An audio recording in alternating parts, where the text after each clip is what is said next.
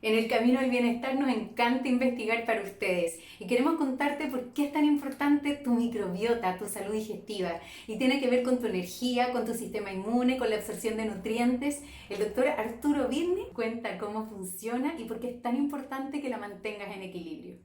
O sea, desde la boca hasta el ano hay bacterias muy diferentes, unas son las de la boca, otras son las del estómago, otras son las del duodeno, otras son las del colon, etcétera.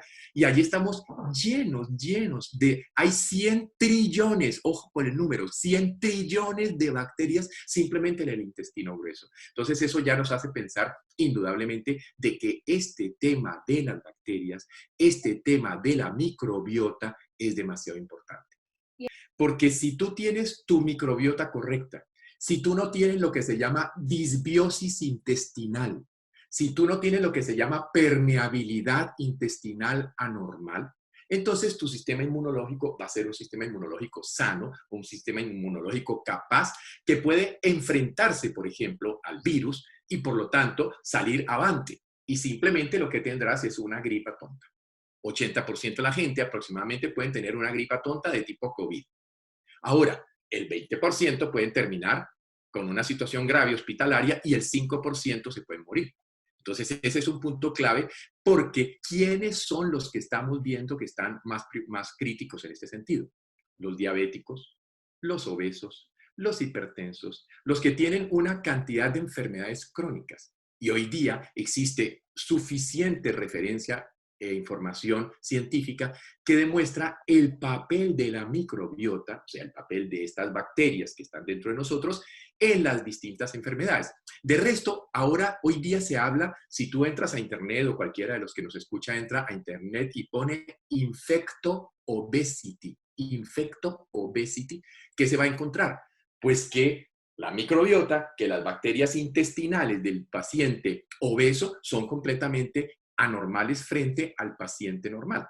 Entonces, a la persona normal. Entonces, ese es un punto importante de entender porque evidentemente en las distintas enfermedades nos encontramos patrones de tipo bacteriano que pueden ser anormal.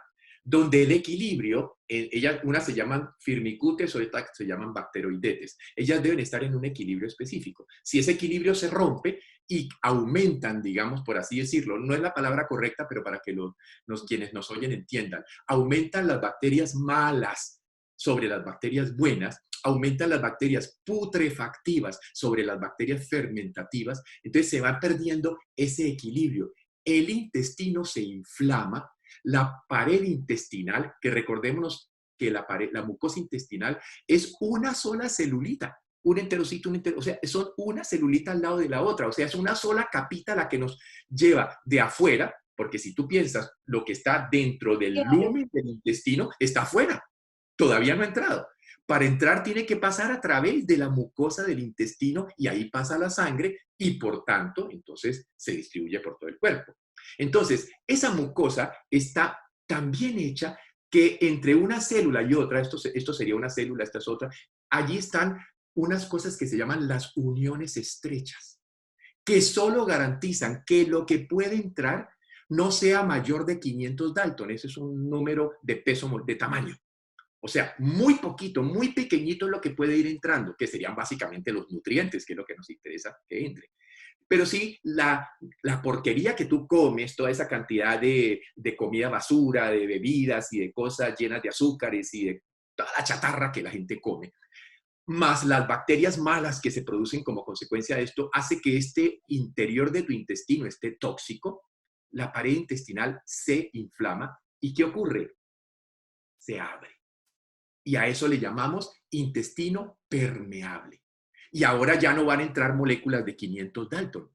Pueden entrar moléculas mucho más grandes. Es más, Caro, es más, se puede producir un fenómeno que se llama traslocación bacteriana. Es decir, que las bacterias que están aquí en el intestino ahora pasan y se nos meten y pasan a la sangre.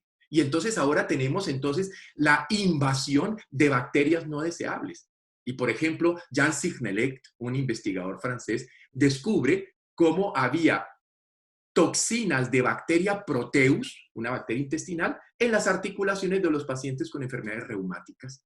Y hoy día sabemos muy bien que en todo paciente con enfermedades reumáticas hay que estar muy atento con lo que está pasando a nivel de fundamentalmente su flora, su microbiota, su intestino. Entonces, es tan importante y estas son cosas claves porque eso no es ni de fármacos ni de médicos, eso es de autocuidado, eso es de escoger el alimento correcto,